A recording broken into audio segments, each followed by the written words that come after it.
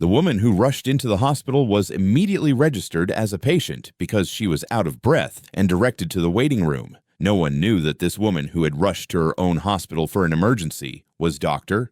Sarah Mitchell, the chief of cardiology. Dr. Sarah Mitchell was relaxing at home that night. At 42, she was one of the youngest department heads in cardiology in the country. She had been working at St. Mary's Hospital for 15 years and had been head of the cardiology department for the past 8 years. While reading a book at home in the evening, a phone call would start one of the most stressful nights of her life. Dr. Mitchell. The voice belonged to Janet, the emergency room nurse, and her voice was full of panic. "You need to come to the hospital immediately. We have a 35-year-old patient who suffered a massive heart attack. His condition is critical, and we need your intervention." Sarah immediately jumped to her feet. Although these kinds of calls were routine for her, her adrenaline spiked every time.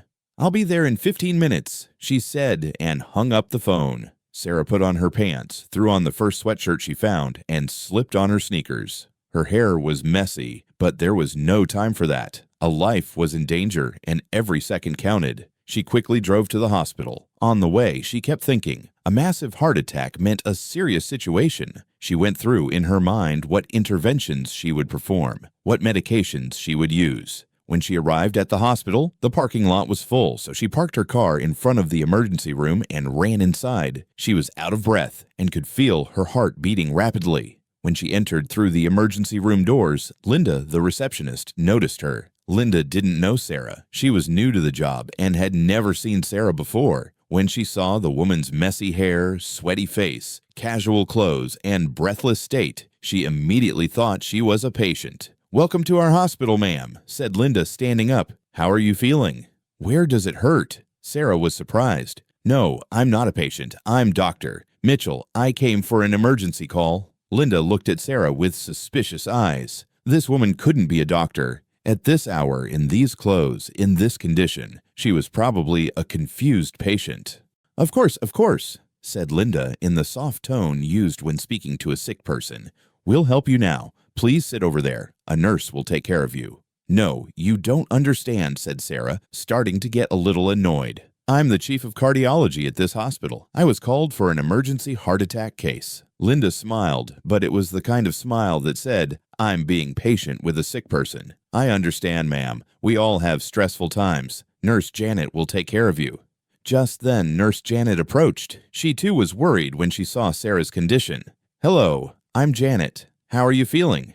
Do you have chest pain?" Sarah took a deep breath. She was trying to keep her patience, but the situation was becoming increasingly absurd. "Janet, I'm Dr. Sarah Mitchell. You called me about the heart attack case." Janet hesitated. The voice sounded familiar, but this woman, in this condition, she couldn't be a doctor. "I'm sorry, but are you really Dr. Mitchell?" "Of course I am." Sarah had raised her voice now. "My ID is in my bag, but there's no time for this now. Where is the patient?" During this argument, Tom, the hospital security guard, approached. He had noticed that the atmosphere was getting tense. "What's the problem?" asked Tom, looking at Sarah with suspicious eyes. Linda immediately explained. "This lady claims to be a doctor, but it's obvious from her appearance that she's a patient. She seems a bit confused." Tom also looked at Sarah. She really looked like a patient, pale, out of breath, disheveled. "Ma'am," he said politely but firmly, "could you please show us your identification?" Sarah opened her bag and took out her doctor's ID. "Here," she said, extending the ID to Tom. Tom examined the ID. "Dr. Sarah Mitchell, Chief of Cardiology, St. Mary's Hospital." The photo matched too, but "This ID could be fake," said Tom suspiciously. "A doctor wouldn't come at this hour in this condition." Sarah was now furious. "Fake? Can this be so ridiculous? I've been working here for 15 years. During this argument, hospital administrator Dr. James Harrison approached. He had heard the noise and wondered what was happening. "What's going on here?" he asked. Linda immediately explained. "This lady claims to be Dr. Mitchell, but we think she's a patient." Dr. Harrison looked at Sarah and recognized her. "Sarah, is that really you?" "James, thank God," said Sarah in relief. "Yes, it's me. Janet called me for an emergency heart attack case, but these people think I'm a patient." Dr. Harrison looked around in astonishment. This woman is indeed Dr. Sarah Mitchell, our chief of cardiology. Why did you think she was a patient? Linda was embarrassed. She looked very disheveled and came in out of breath. Of course she came in out of breath, Dr. Harrison exploded. She ran here for an emergency call. Are you new here? Yes, sir, said Linda, bowing her head. I started work last week. And you, Janet. Dr. Harrison turned to the nurse. You called her. Don't you recognize her voice? Janet blushed. It sounded familiar, but I didn't expect her in this condition. Just then, another nurse came running from the emergency room. Dr. Mitchell, the patient is in very bad condition. We need your intervention immediately. Sarah looked around one last time.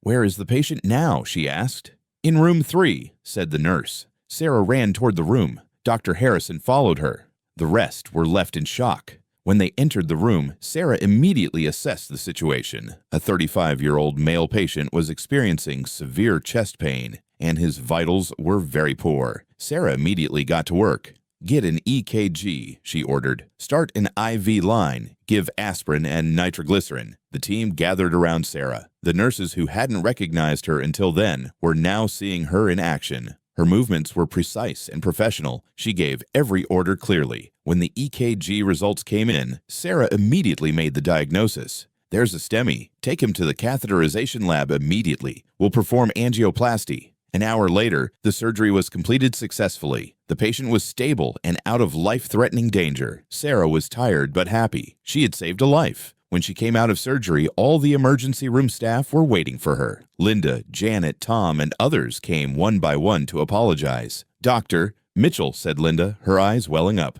I'm so sorry. There's no excuse for not recognizing you. This was completely my fault, said Janet. It's unforgivable that I called you on the phone and then didn't recognize you.